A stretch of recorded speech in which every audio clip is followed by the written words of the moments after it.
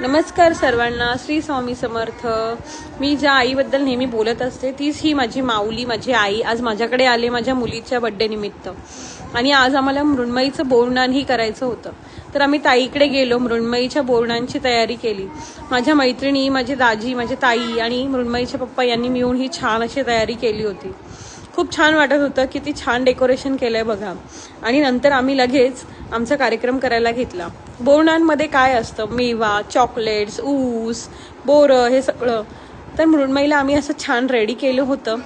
आणि त्याच्यानंतर मी रेडी होऊन थोडे फोटोशूट केले होते, कारण हाऊस होती, पहिल्यांदा पूर्ण होणार होती. पियुषच्या वेळेला हे सगळं नाही करता आलं, कारण तेव्हा जॉब होता, सगळं होतं. सगळं करता करता या गोष्टी नाही करता आल्या, पण मग आज आम्ही त्या करून घेतल्या. खूप छान वाटलं. माझी आई आली होती, माझ्या मैत्रिणीने तिच्यासोबत फोटो काढले. तिलाही खूप छान वाटलं सगळ्यांना भेटून. नंतर आम्ही बोरनानला सुरुवात केली. बरं, बोरनान हे का केलं जातं?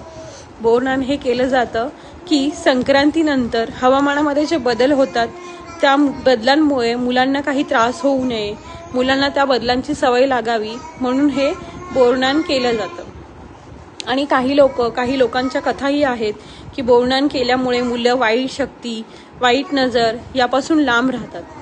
काही लोक म्हणतात की हे करताना मुलं ऊस, बोरं हे सगळ्या गोष्टी सहसा तर खात नाहीत, पण या सणानिमित्त, या सोहळ्यानिमित्त ती मुलं खेळत का होईना ती फळं थोडीशी चाकतात आणि त्याच्यातील सत्व त्यांना मिळतात आणि रोगप्रतिकारक शक्ती वाढते.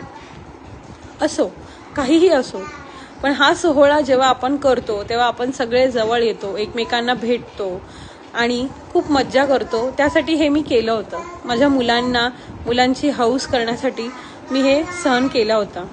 सगळेच होते. माझा पियुष, आयुष यांनी खूप मज्जा केली, मृण्मयीशी मस्ती केली. मृण्मयीने पण हा सोहळा खूप एन्जॉय केला. ती अजिबात रडली नाही. जेव्हा आम्ही तिच्या अंगावरती मेवा, चॉकलेट्स, बोरं वगैरे टाकत होतो तेव्हा ती ते सगळं वेचून वेचून खात होती. तिला खूप मज्जा येत होती. ती खूप थकली होती, तरी पण तिला हे करताना एवढी मज्जा येत होती की ते सगळं विसरून गेली होती. पहा तिचा चेहरा किती गोंडस दिसतोय. नंतर सगळं झाल्यानंतर मृण्मयीने स्वतःच सगळी जे केलेलं डेकोरेशन होतं ते काढायला घेतलं, कारण संध्याकाळी मृण्मयीचं बड्डेचं डेकोरेशन तिथेच होणार होतं. तर हे बघा, मृण्मयीने कसं छानपैकी सगळं डेकोरेशन काढलं. माझ्या मैत्रिणींना भूक लागली होती म्हणून मग त्यांना स्नॅक्स मागवलं. त्यांनी सगळ्यांनी ते स्नॅक्स एन्जॉय केलं. आम्ही खूप गप्पा गोष्टी केल्या. माझी आई आणि ताई किचनमध्ये थोड्या बिझी होत्या, कारण म्हणजे भाऊ आला होता, माझे पप्पा आले होते, माझ्या वहिनी वगैरे संध्याकाळी येणार होत्या, तर त्यांच्या सगळ्यांची तयारी म्हणून माझी आई आणि ताई किचनमध्ये होते. खूप छान मज्जा आली. मला या कमेंटमध्ये सांगा तुम्हाला हे कसं वाटलं. मला नक्की कमेंटमध्ये सांगा. शेअर आणि सबस्क्राईब करायला विसरू नका. थँक्यू.